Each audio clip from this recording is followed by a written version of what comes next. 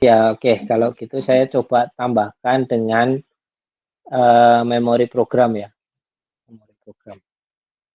Jadi seperti memori program, memori data ya. Jadi seperti yang sudah saya sampaikan tadi, memori data ini akan terhubung dengan data in di sini ya,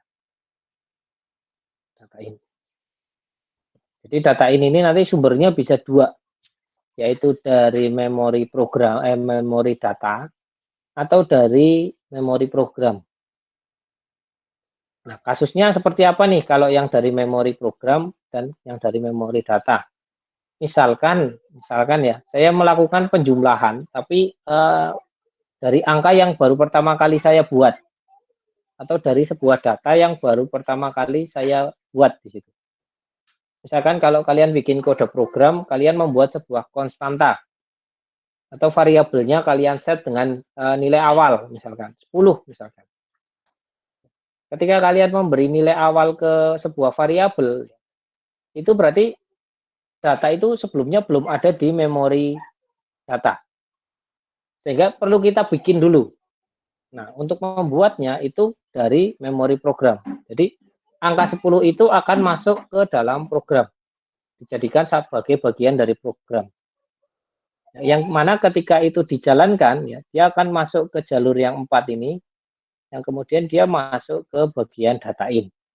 Sehingga angka 10 tadi, misalkan saya bikin variabel X sama dengan 10 gitu ya. Berarti angka 10 tadi akan masuk ke jalur data in.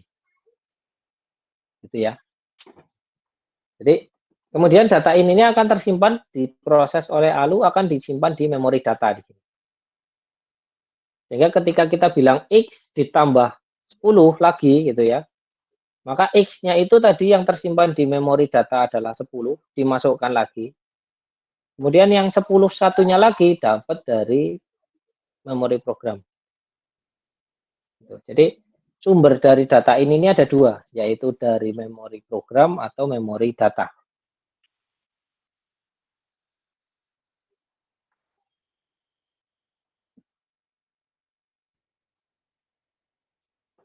Ya, saya tambahkan RAM aja ya. Asumsi memori data itu RAM. Ya. Nah, ini ada jalur di sini, ada jalur. Jalur ini yang terhubung dengan data in. Jalur ini terhubung dengan data in. Ini kita paralel. Ya, oh, ini beda ukuran ya. Ini harusnya ini pakainya 4 bit ya. Datanya saya jadikan 4 bit. Oke. Ya, cara bacanya sama ya dengan memori ROM tadi. Ini alamat, ini datanya. 0 ini berarti alamat 00, 01, 02, 03, seterusnya sampai sini berarti 09, sini 0A dan seterusnya. Ya. Nah, kemudian ketika kita membuat jalur yang paralel seperti ini nggak bisa seperti ini ya. Artinya nggak bisa langsung kita paralel kalau kita bicara data. Kenapa? Nanti akan terjadi tumpang tindih. Misalkan nih, saya punya data 10 tadi disimpan di sini ya, 10. 10 di memori data. Di memori data saya simpan 10 di sini ya. Kemudian saya mau load ke data in. Tapi ini di sini ada cabang paralel. Efeknya apa? 10 ini akan masuk ke data in, juga akan masuk ke jalur sini yang membuat jalur ini saling tabrakan jadinya nanti. Nah, gimana caranya nih supaya antara jalur data yang dari memori data dan jalur data yang dari memori program itu tidak saling tabrakan. Kan gitu. Ya, kita menambahkan satu komponen lagi, ini mungkin kalau di teknik digital mungkin belum dapat ya. Itu kalau nggak salah namanya buffer. Nah ini, kontrol buffer. Ya, kontrol buffer. Nah, kalau kalian lihat di bagian sini, ya, ini ada jalurnya ada dua. Ini jalur belakang, ini jalur depan, satu lagi ini jalur kontrol. Karena namanya kontrol buffer. Ya, jadi dia semacam kayak katup, kayak keran. Ya. Dia akan terbuka ketika di sini kontrolnya ini diberi logika 1. Kalau kontrolnya diberi logika 0, dia nggak jalan. Ya, kita contohkan aja mungkin ya, supaya lebih clear dulu sebelum lanjut ke pembahasan terkait. Kita coba hubungkan dengan pin ya.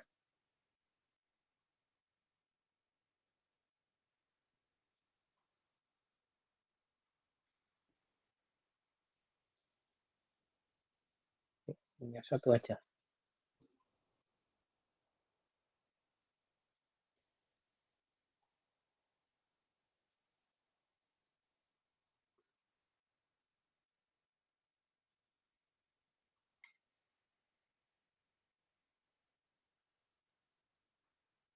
Kita coba simulasikan yang ini dulu aja. Dia sebenarnya fungsinya untuk apa gitu ya. Terus ini pin output ya. Nah, kita balik, kemudian bitnya 1. Ya. Nah, sekarang kita coba jalankan ya. Kita coba jalankan. Saya punya data 1 ya, tapi dia tidak akan tersimpan ke sini gitu. Kenapa? Karena kita tutup kerannya. Tutup kerannya sehingga data ini nggak keluar di sini. Ya. Nah, ini nanti dia dipakai untuk menentukan mana yang mau data itu mau lewat mana gitu. Apakah lewat memori data atau lewat memori program.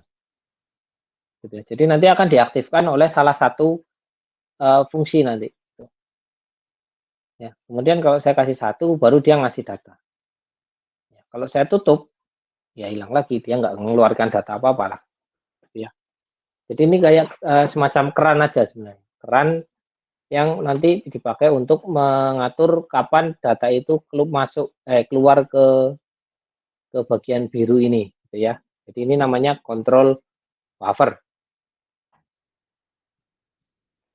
Nah, ini katupnya, ini kerannya, ini data yang mau dikirimkan.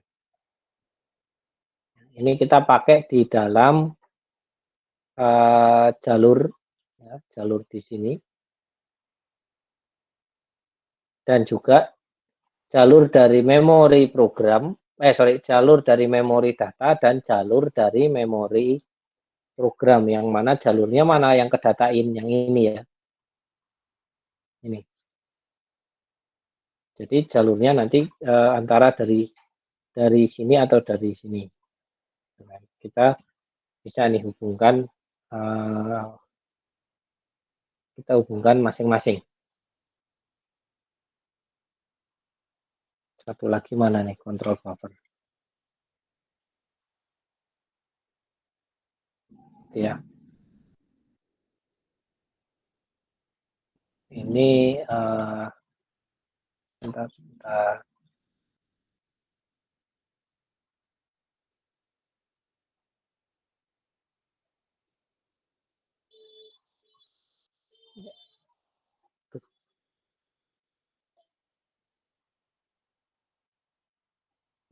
Jadi yang di paralel itu jalur ininya, gitu ya. Jalur setelah control buffer. Jadi ini dipilihnya berdasarkan data mana yang mau dipilih. Ini ada error, kenapa? Karena perbedaan ukuran aja, gitu ya. Ini harusnya 4.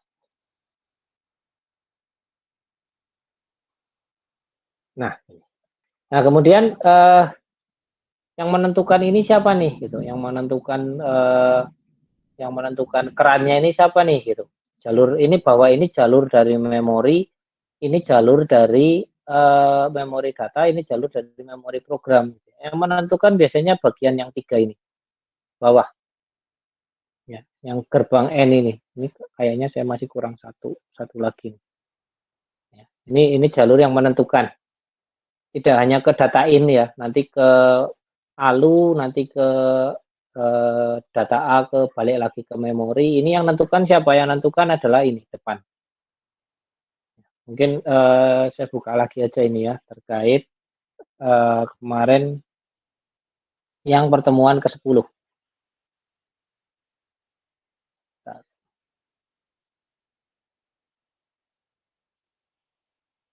Yang pertemuan ke-10 ya. Kemarin kita sudah membuat kode opcode-nya ya. Ada ada yang untuk store itu kita awali dengan 01 10 ya. Untuk load ini 11 ya. Kemudian untuk add ini add untuk opcode ya, untuk operation code itu 01. Nah ini untuk yang ke ALU itu 01 ya. Yang ke ALU 01, yang ke save, yang ke store itu 10, yang load itu 11 ya. Ini load langsung ya, tapi kalau misalkan load dari memori kayaknya belum saya bikin ya.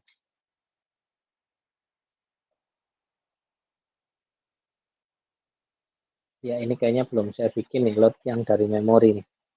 Di sini hanya load rrr ya.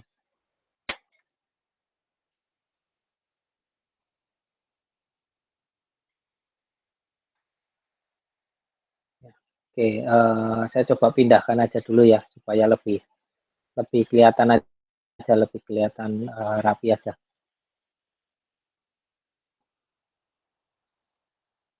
Kita kembali ke opcode ya. Ini agak rumit sih sebenarnya opcode ini ya. Jadi ada ALU, kita tadi pakainya adalah 01 ditambah dengan opcode, dengan ditambah registernya. Ya, di sini dengan register. Mana tadi?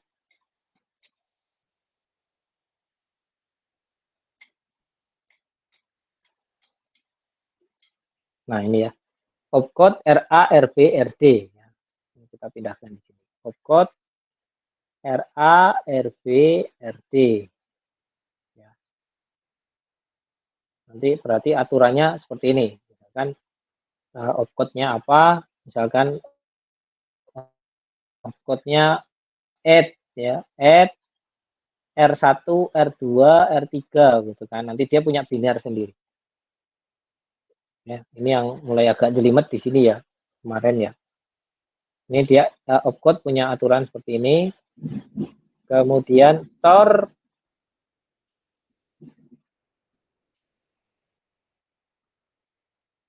itu kodenya adalah 10, kemudian diikuti dengan RR gitu ya. AA ini adalah alamat address. Addressnya siapa? Addressnya memory data. Ya. RR ini apa? Ini dari register unit. Ini berarti A, ini A lagi. RR ini adalah RD ini ya. RR. Ini juga RR, ini juga RR. Ini adalah O. Nah, ini jangan dikira 0 ya. Ini O sebenarnya, bukan 0 ya. Atau mungkin saya ganti aja C code ya. Kode RR. Kemudian load itu ada dua ya. Ada dua jenis load. Ini di sini load 4 kali RR gitu ya. Ini berarti meload data dari memori program. Memori data, sorry ya. Hanya ini adalah memori data. Ini memori data.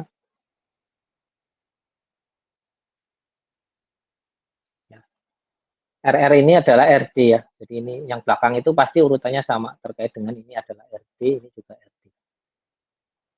Tapi juga load itu bisa kita pakai dengan menyimpan data. Jadi ini kodenya pasti akan berbeda antara yang menyimpan data dari load data dari memori data dengan load data dari memori program harus dikasih kode yang beda. Ini berarti yang belum ada 00 ya. 00. Kemudian misalkan karena kalau kita lihat di sini ya, Kalau kita lihat di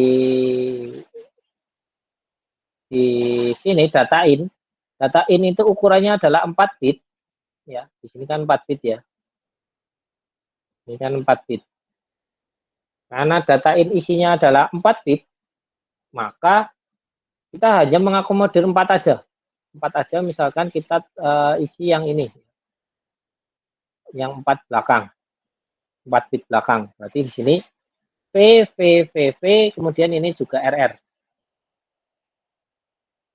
Gitu ya. Yang depan ini apa? Ini 0, 0, 0, 0 aja. Ini nggak usah kita hubungkan kemana-mana. Ini berarti load